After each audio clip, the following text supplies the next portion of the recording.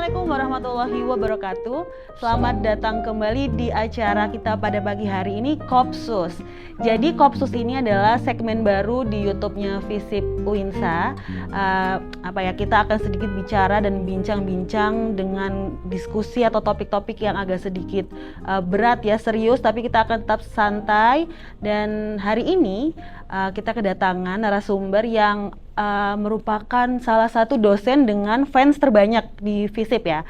Selamat datang Pak Bahar. Assalamualaikum. Selamat datang. Terima kasih Mbak Ajeng telah diundang di acara ini. Iya. Terima kasih. Ini acara baru Pak, Kopsus. Oke. Kopi susu. Ini menunjukkan kalau teman-teman tim media Visip itu sangat kreatif, inovatif. Terima kasih. Oke, terima kasih. Teman-teman, hari ini kita akan sedikit banyak berbincang tentang road to election 2024, seperti itu. Yeah. Nah, beberapa hari yang lalu kita melihat ada beberapa calon presiden yang kemudian datang ke Jawa Timur, lebih tepatnya mungkin di Jember begitu ya, ada Anies dan juga Pak Ganjar yang kemudian datang berkunjung di Jawa Timur. Nah, kira-kira ada apa ya? Kenapa para capres kita itu datang ke Jawa Timur dan mengapa Jawa Timur? Nah, mungkin kita akan sedikit banyak berbincang kepada Pak Bahar untuk mengetahui ada apa sih di balik tujuan dan kunjungan para capres ke Jawa Timur. Nah, mungkin bisa langsung saja Pak Bahar. Mungkin kita bisa membahas dulu kenapa para capres itu datang dan hadir di Jawa Timur. Oke, ini menarik sekali Mbak Ajeng ya. Tema yang kita angkat menarik dan faktual karena memang baru saja para capres itu datang ke Jawa Timur, dan saya kira semua capres itu tidak ada yang melakukan kerja-kerja politik tanpa kalkulasi yang matang.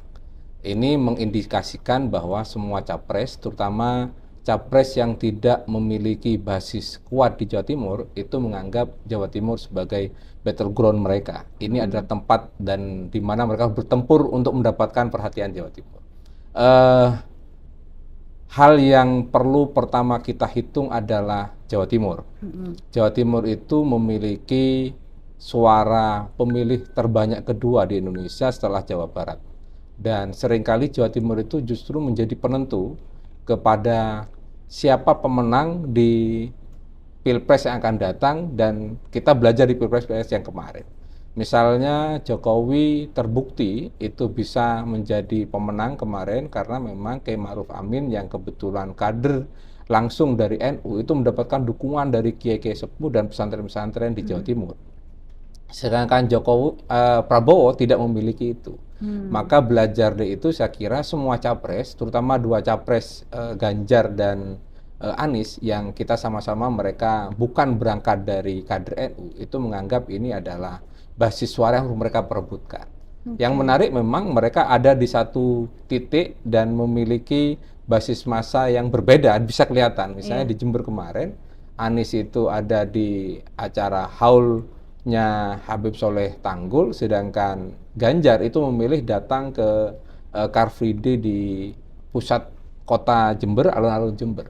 Nah, itu bisa kita baca bahwa basis massa yang mereka garap itu berbeda. Dan itu sama-sama ada di Jawa Timur, meskipun akhirnya akan kelihatan siapa yang akan lebih berpeluang merebut Jawa Timur, itu tinggal siapa yang akan mereka pilih sebagai cawapresnya. Karena cawapres akan memberikan sumbangan besar. Sekali lagi kita belajar bahwa kemarin 2019, Pilpres 2019, Jokowi menang itu hampir bisa dipastikan karena suara Kiai Ma'ruf Amin, dukungan dari kiai-kiai sepuh itu begitu luar biasa. Dan itu pusatnya atau yang terbesar ada di Jawa Timur. Menarik sekali. Sebelum kita ngobrol lebih jauh lagi Pak, ini kan segmennya Kopsus, jadi nggak afdol kalau kita nggak minum kopi dulu Bapak. Betul, saya dari tadi bertanya-tanya emang, ini kok belum ada kopinya. Di mana ya kopinya? Wah, datang. Terima kasih. Wah, terima kasih. Ini kopi apa ya Pak? Kopi.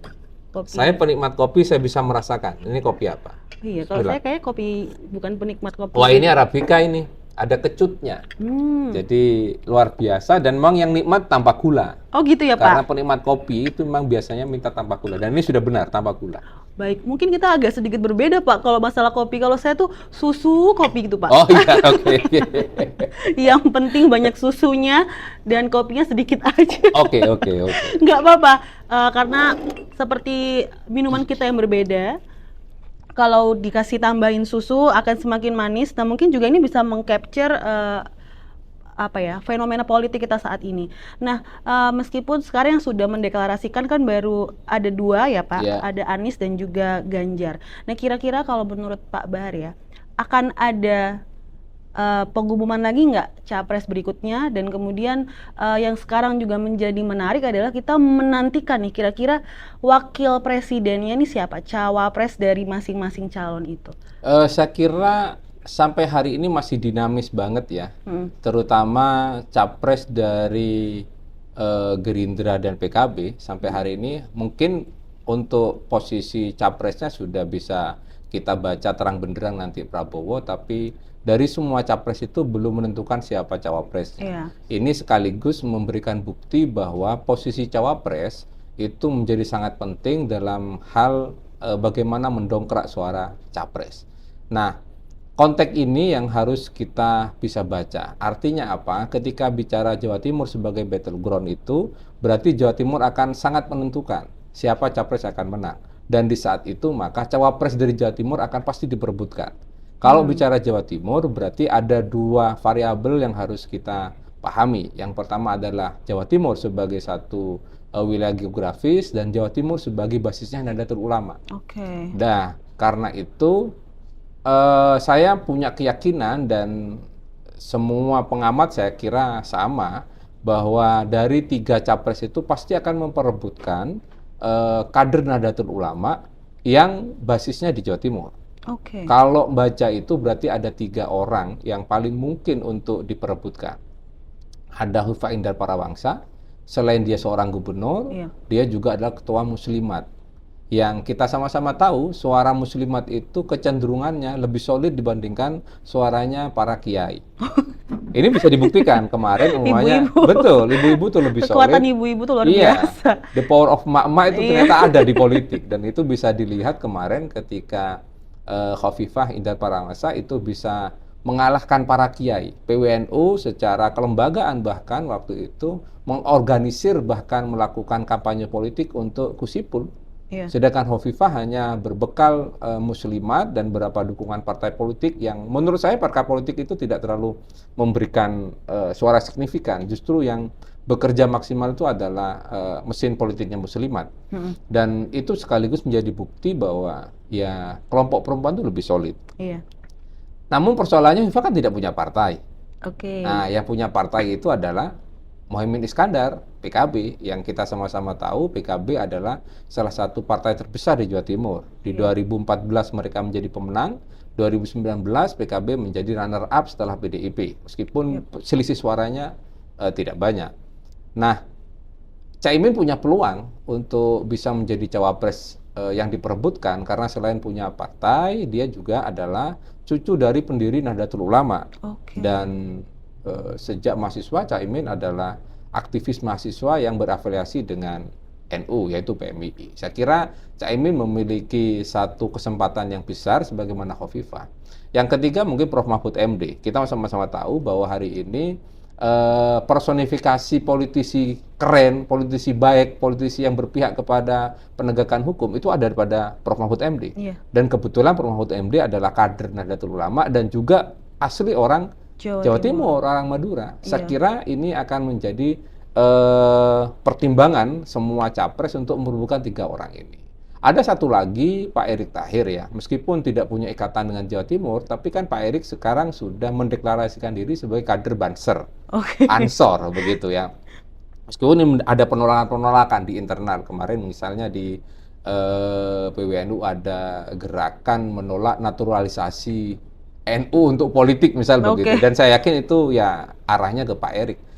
Meskipun kita juga tidak tahu siapa orang-orang ini, siapa yang menggerakkan, siapa yang mobilisasi, itu kita tahu. Apakah itu murni memang gerakan dari kader NU atau itu hanya pesanan, kita sama-sama tidak tahu. Tapi saya kira semua capres kalau ingin memenangkan kontestasi besok di Pilpres, Jawa Timur harus menjadi pertimbangan karena suara terbanyak, NU harus jadi pertimbangan, maka cawapresnya itu harus berangkat dari Jawa Timur dan harus dekat dari NU. Oke, ini juga bisa menarik ya Pak, melihat belajar dari kasus sebelumnya seperti itu. Kalau misalkan kita melihat Jawa Timur masih menjadi wilayah yang kuat dengan basis suara NU yang juga tinggi, lantas capres yang saat ini sudah dideklarasikan ya seperti Pak Anies dan juga Pak Ganjar, apa yang kemudian perlu dilakukan oleh mereka?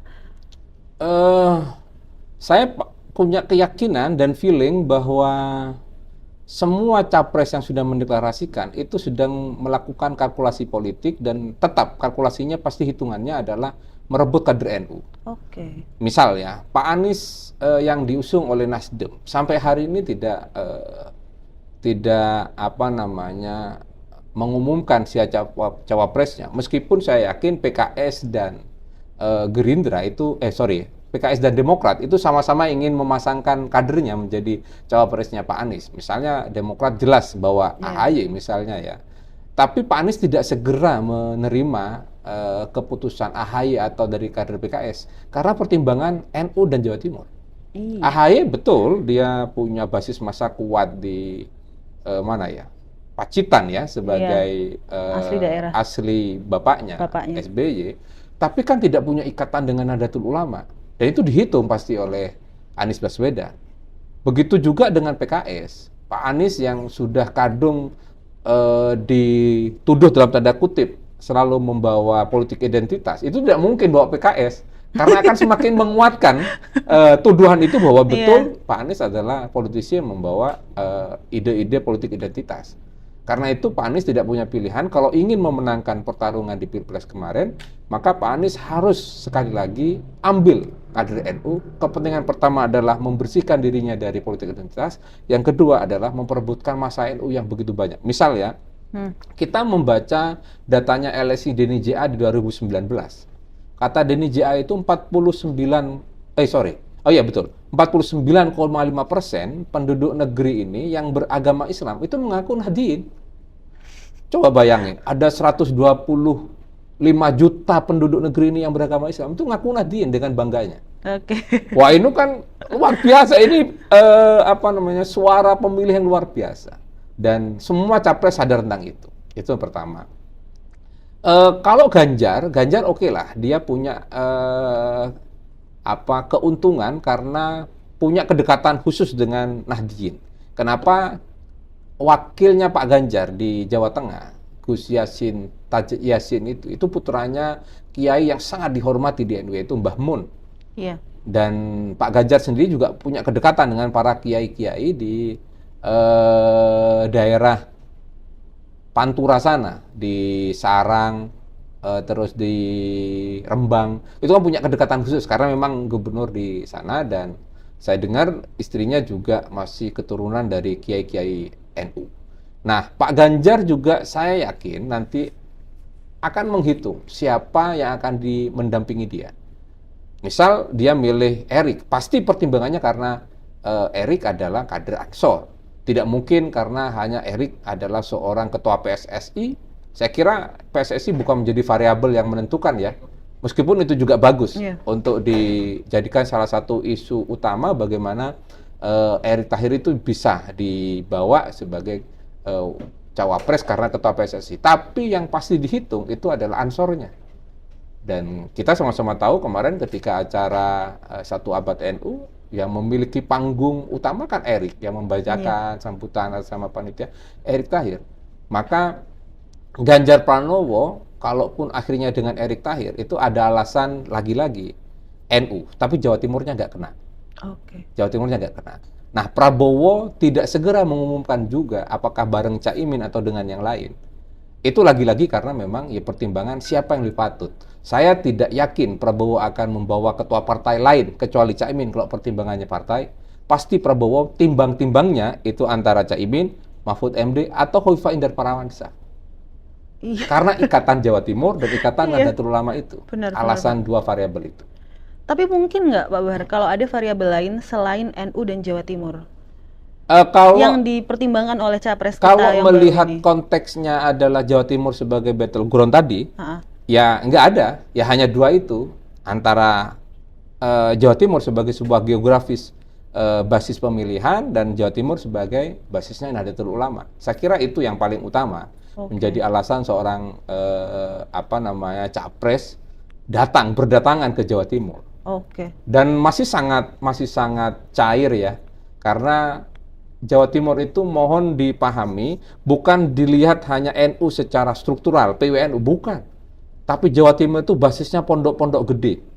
Misal ada Lirboyo, ada Sidugiri. Lirboyo itu sekarang santrinya sudah hampir 35.000. Santri yang aktif di pondok, belum alumni. Iya. Lalu Sidugiri itu sudah hampir 20 sekian ribu.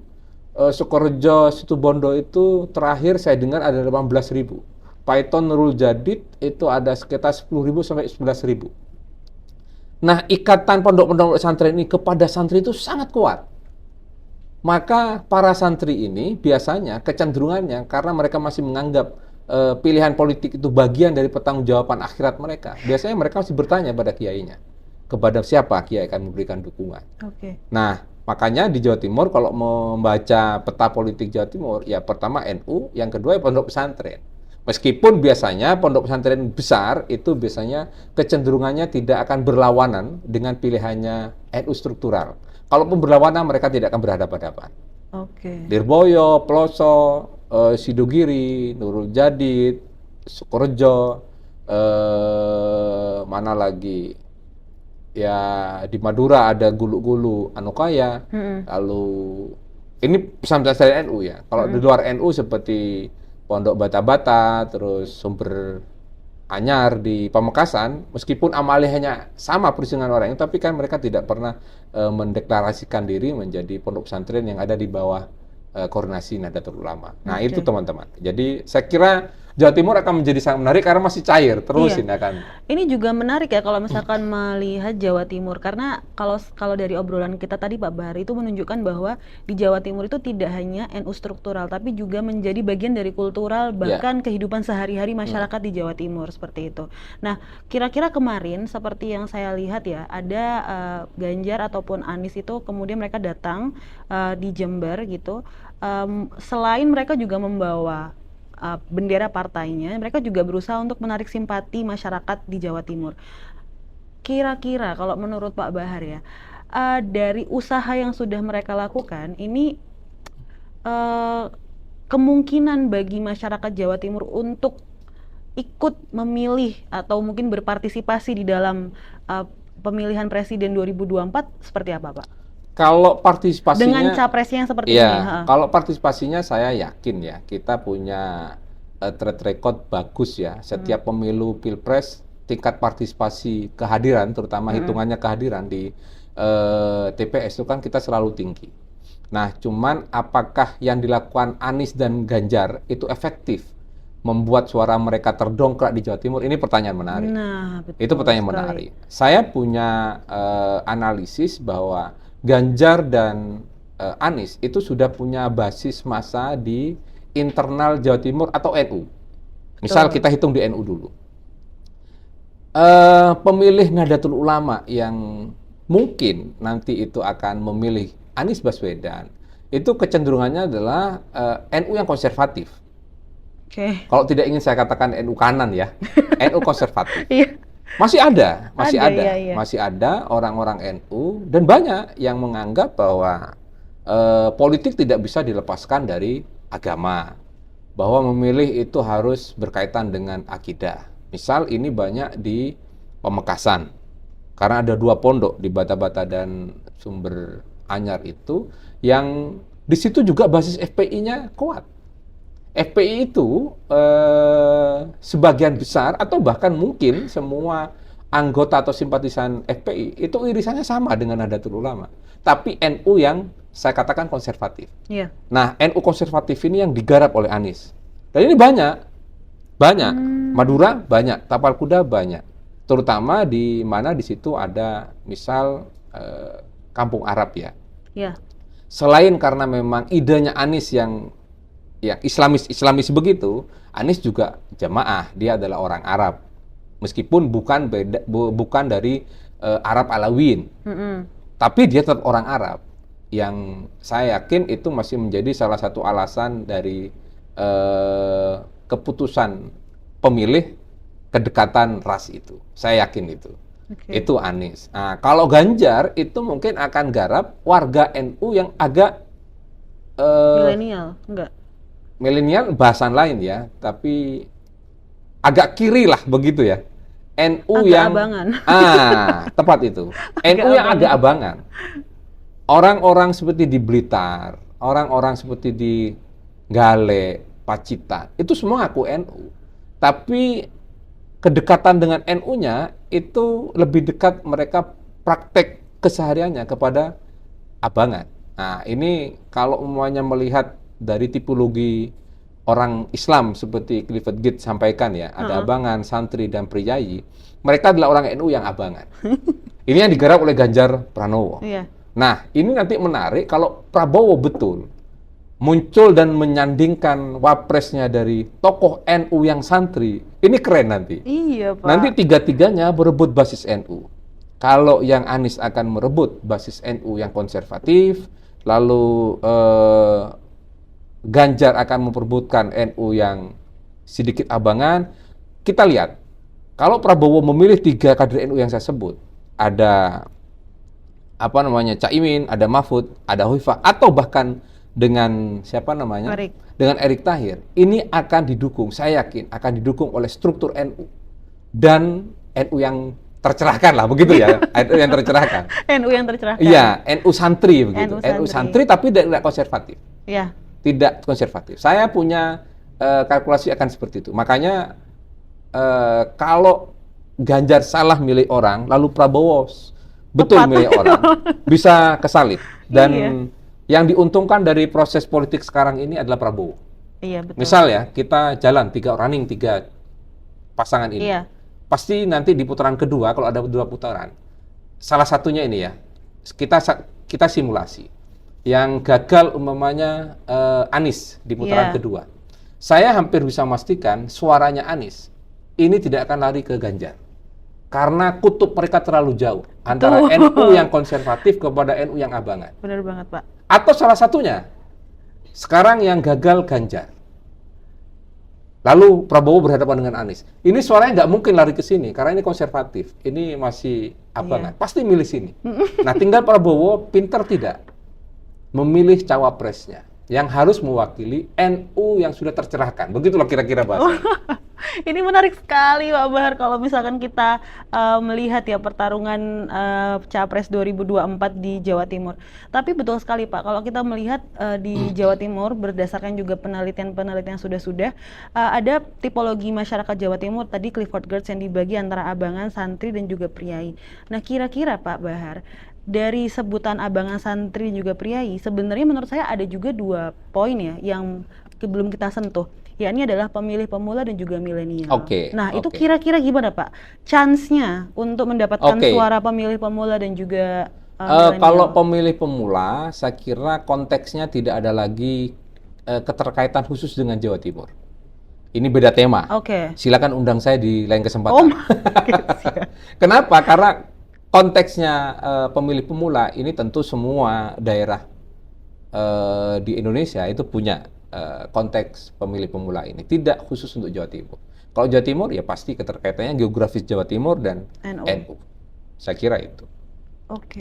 Kalau bahasan tentang pemilu pemula milenial, pemilih milenial ataupun pemilih pemula, saya kira yang paling canggih garap sampai hari ini masih Ganjar. Ganjar. Karena memang ini ya, kalau misalnya kita melihat milenial pun saat ini, Pak, kalau di Jawa Timur tuh mereka punya mereka punya kesadaran untuk kemudian membaca kira-kira capres siapa dan lain sebagainya seperti itu. Saya pernah mencoba itu melakukan survei kecil di kelas saya. Di kelas saya, di 2 fakultas yang berbeda. FISIP dan Syariah. Rata-rata kalau di FISIP itu kecenderungannya berpikirnya agak, mohon maaf, saya katakan tidak semua, tapi saya baca itu kecenderungannya mengarah kepada politik seperti yang dipraktekkan oleh Ganjar Pranowo. Tapi kalau di Syariah, itu ada sebagian, meskipun tidak semua, Iya, ada sebagian yang justru cocok dengan pilihan-pilihannya Anies Baswedan. Oh, oke. Karena lebih dianggap mewakili Islam, begitu. Ini menarik ini sebenarnya. Menarik, artinya apa? Bahwa antara opini publik, terutama calon pemilih ini atau pemilih pemula ini, dengan citra politik seorang capres, itu sangat luar biasa berkorelasi. Oke. Mungkin teman-teman FISIP yang kebanyakan bukan santri ya, tapi dari anak-anak SMA, SMK yang tidak pernah bersentuhan dengan pesantren, itu mungkin melihat bahwa ya masa depan Indonesia lebih cocok di tangan seorang Ganjar yang ya merakyat dan macam-macam.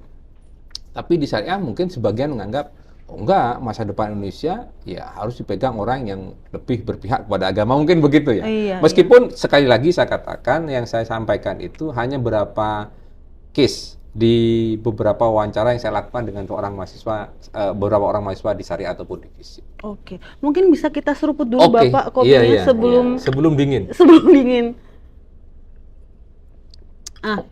Mungkin begini Bapak, menurut saya juga perlu kita memberikan pandangan juga final statement mungkin dari Pak Bahar kepada teman-teman yang menonton Kopsus tentang wawasan supaya mereka semakin yakin bahwa Jawa Timur itu adalah salah satu tempat atau salah satu wilayah yang sangat potensial dan mendulang suara banyak di Pilpres 2024, dan kita nih Pak sebagai anak muda ini harus apa gitu untuk merespon ini semua seperti itu.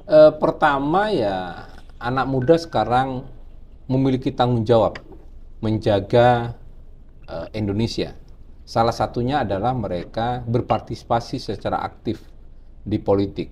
Kenapa? Karena pemilih cerdas itu tidak banyak di Indonesia. Maka anak muda yang mewakili kelompok yang tercerahkan karena telah mendapatkan akses pendidikan lebih baik, itu harus menjadi pemilih cerdas.